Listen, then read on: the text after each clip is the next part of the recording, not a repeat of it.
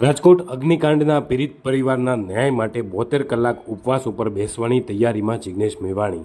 રાજકોટમાં થયેલા અગ્નિકાંડ મામલે ધારાસભ્ય જિગ્નેશ મેવાણી ગઈકાલે રાજકોટમાં હતા અને તેમણે મીડિયા સાથે વાતચીતમાં જણાવ્યું હતું કે રાજકોટ ગેમ ઝોનમાં માનવસર્જિત હત્યાકાંડ થયો છે। 27 લોકોના મૃત્યુ થયા છે। પરિવારની સ્થિતિ દયનીય છે। રાજકોટની જનતાએ જેમને મુખ્યમંત્રી બનાવ્યા હતા એ વિજય રૂપાણી આ પીડિત પરિવારોને આશ્વાસન આપવા પણ જઈ શકતા નથી। હું એક પરિવારને મળવા ગયો હતો, પણ અહીંયા અન્ય પરિવારોને મળી અને તેમની સ્થિતિ જાણી તો ખૂબ જ ભયાનક જણાઈ આવતા 6 દિવસથી હું રાજકોટમાં રહી અને અલગ અલગ પરિવારોને મળું છું।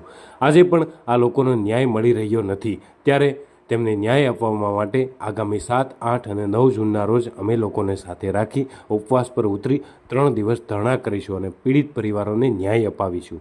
એટલું જ નહીં, જરૂર જણાશે તો આગામી દિવસોમાં સુપ્રીમ કોર્ટ સુધી પણ જવાની તૈયારીમાં છે।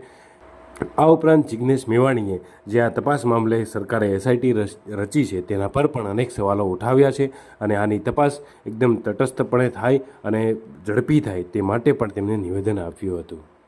હવે એસીબીના લોકો તપાસ કરવામાં આવ્યા છે। ખુલ્લે આમ કહું છું, એસીબીમાં ખરેખર પાણી હોય તો વિજય રૂપાણીની સંપત્તિની પણ તપાસ કરે અને વજુભાઈ વાળાની પણ કરે। સમગ્ર રાજકોટને ખબર છે આ લોકો જોડે કેટલી સંપત્તિ છે, એ ફોર્માલિટી કરવાયા છે। આ એસઆઈટી અને એસીબી એવું બતાવવા આવી છે, એ કમલમના પગલે અમે દોડતા થયા છે। બાકી નોન કરપ્ટ અધિકારી એસઆઈટીમાં નહીં હોય, એસીબીમાં નહીં હોય તો ન્યાય મળવાનો નથી। પણ મીડિયા છે તે બધા પુરાવા આપી રહી છે કે સાગઠિયા, છતાં મીડિયાના પુરાવા લેવા માંગતા નથી।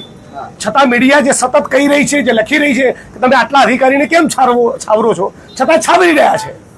મીડિયા 8 કોલમની સ્ટોરીઝ કરી છે, એ પણ મેં જોઈ છે। એટલે આમના ઇન્ટેન્શનમાં ખોટ છે, આમના પેટમાં ચોરી છે, પીડિતોને ન્યાય આપવા માંગતા નથી।